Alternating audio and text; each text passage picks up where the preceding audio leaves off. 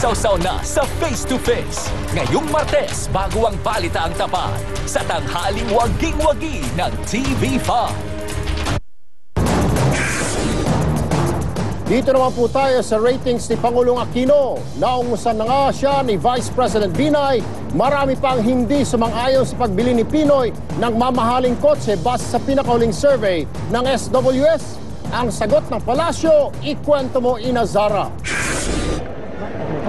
Katulad ng mga babaeng naling kay Pinoy, naging usap-usapan din ng bayan ang pagbili ng binatang Pangulo sa sports car na ito. Ito ay ang second-hand na Porsche na binili ng Pangulo sa halagang 4.5 million pesos mula raw sa kanyang sariling bulsa.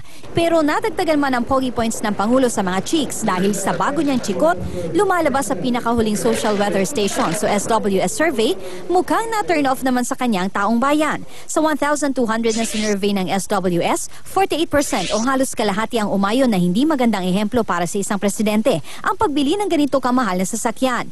33% o 3 kada 10 Pinoy naman ang nagsabing walang masama sa ginawa ni Pinoy. May 19% naman ang deadma lang. Ginawa ang survey noong March 4 hanggang 7, mahigit 2 buwan, matapos bilhin ni Pinoy ang Porsche. Sa pinakahuling survey, lumabas din na mula sa 74% satisfaction rating ng presidente, bumaba na ito sa 69% ngayong Marso. Pero hindi naman daw nababahala ang Malacanang dito. Natural lang yan after the euphoria of an election. Bumababa normally yung numbers ng isang leader at around this time. We note that there's still a significant number of the public that supports the president. Sa hiwalay na Pulse Asia survey, bumaba din ng 5 puntos ang trust rating ni Pinoy mula 79 na sa 74% na lang ito ngayon. Inazara, News 5. Kamot ulo ngayon ang 800 empleyado ng Bangko Filipino matapos ipasara ang kanilang bangko. Namimiligro kasi silang mawalan ng trabaho at posibleng wala pang makuhang separation pay. Ikwento mo, Fiona Nicolas. Problemado ngayon ang mga empleyado ng Bangko Filipino kung saan sila kukuha ng panggastos sa araw-araw. Nakatanggap daw kasi sila ng suspension at termination memo mula sa Philippine Deposit Insurance Corporation o PDIC.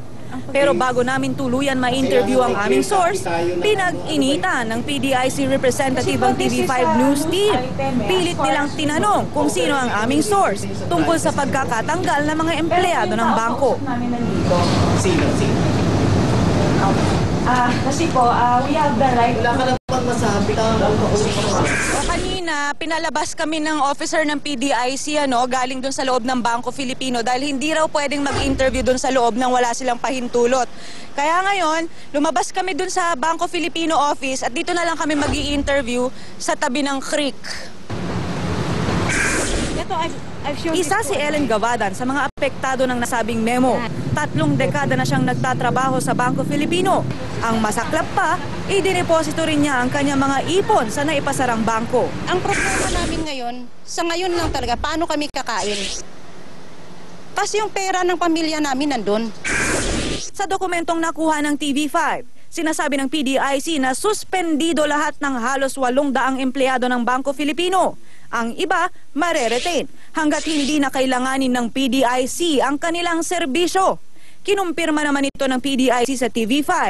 Sabi ni PDIC Executive Vice President Cristina Orbeta, wala silang magagawa sa ngayon sa sitwasyon ng mga empleyado ng ipinasarang bangko. Bukod sa suspended without pay ang mga empleyado, wala rin daw katiyakan kung may makukuha silang separation o retirement pay. Unfortunately, we cannot engage all of them because siyempre pag mas maraming tao, mas mahirap mang aming trabaho, di ba? Dagdag ng PDIC, kapag napatunayang wala ng sapat na pondo ang bangko, terminated na ang mga empleyado. Sakali namang pwede pa itong ma-rehabilitate, posible pang makabalik sa trabaho ang mga empleyado. Pero sa ngayon, payo ng PDIC sa mga empleyado ng Bangko Filipino, maghanap na muna ng ibang trabaho. It's very difficult to advise them to wait, diba? So if they have other opportunities, it is, I think, also a good time to consider. Sinegundahan naman ito ng Bangko Sentral ng Pilipinas. Muli rin nilang sinisi ang Bangko Filipino.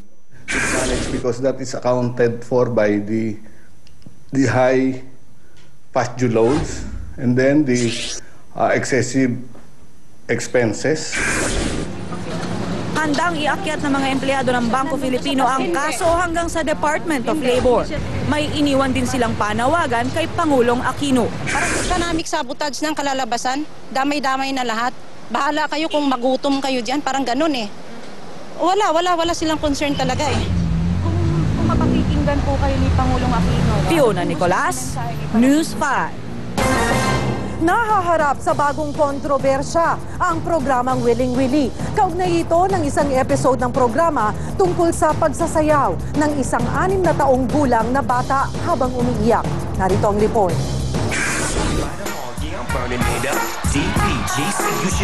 Ito ang March 12 episode ng Willing Willie na usap-usapan ngayon sa internet. Isang 6 na taong gulang na contestant na sumasayaw ala macho dancer, si Jan Jan. Sino to sa sayaw na yan? Sino? Si Tito po tsaka si Papa. Makikita sa video na tuloy ang hiyawan kahit umiiyak ang bata. Hindi lang isa, kundi 4 na beses umulit sa pagsasayaw si Jan Jan. Mabilis na kumalat sa internet ang kopya ng episode kung saan makikita na itinataas pa sa podium si Jan Jan habang nakikisayaw din ang ibang dancers. Mabilis na kinundi na ang video na ito na in-upload sa YouTube. Mula ordinaryong netizens hanggang sa mga opisyal tulad ni DSWD Secretary Dinky Soliman. Susulatan raw niya ang TV5 management kasunod ng request na wag nang isama sa show ang mga bata. Pero kung may tumira, may dumipensa. Isa na rito si Rufa Gutierrez na sinabing kahit may naninira kay Willie, hindi rin may tatanggi na marami nang natulungan ng TV host. Sabi naman ng ilang netizen tulad ni Greek123, bakit hindi tinitira yung mga paslit na batang babae na pinasasayaw at pinasusuot ng malalaswang outfit sa ibang TV show? Dagdag niya, hindi lang dapat ito ng panunumbat sa iisang tao. Tingin naman ni Pawi128, tila OA daw ang naging reaksyon ng mga tao sa pagsasayaw ni Jan Jan. Pero buwelta naman ang international star na si Lea Salonga sa kanyang Twitter, iba yung makikita mo sa TV na ginagawang katawa-tawa ang isang batang umiiyak. Sabi naman ng mismong tatay ng bata na si Jojo sa TV host na si Christopher Lin, hindi siya nakaramdam na nababastos ang kanyang anak. Proud pa nga raw siya, lalo't siya ang nagturo ditong sumayaw. Lumuha ako dahil sa tuwa. Na talagang lumuluha kami mag-asawa. Nakita ko sa TV, sabi ko, ayong galing, sigawan kami. Sabi ko, Jan, Jan, Jan, Jan, go, Jan, Jan. But I stopped na. Opinyon naman ng psychologist na si Dr. Camille Garcia, wala siyang nakikitang mali sa insidente. Ang mali siya raw ang nandun sa taong gustong bigyan ng ibang kahulugan ang nangyari. I see nothing wrong with the dancing. It's the people who put malice in it. Tinalakay na rin ng mga executive ng Kapatid Network kasama sina Winnie Villame at program head na si Jay Montelibano ang insidente. Pag-aaralan naman ng MTRCB ang pinakabagong reklamo sa show na Willing Willie. Trish Roque, News 5. Humihingi po ng paumanhin ng producers ng Willing Willie at mismong pamanuan ng TV5 kaugnay sa episode ng programa kung saan ipinakitang sumayaw ang batang si Jan Jan. Sa statement po ng TV5, iginiit na walang intensyon ng programang Willing Willie na pahiyain o abusuhin si Jan Jan o sino mang contestant ng show. Layon lang ng programa na magpasaya ng publiko at kilalanin ang talento ng mga ordinaryong Pilipino. Ganun pa man, nagpapasalamat ang TV5 sa concern na binigay ng publiko kaugnay sa nasabing pangyayari.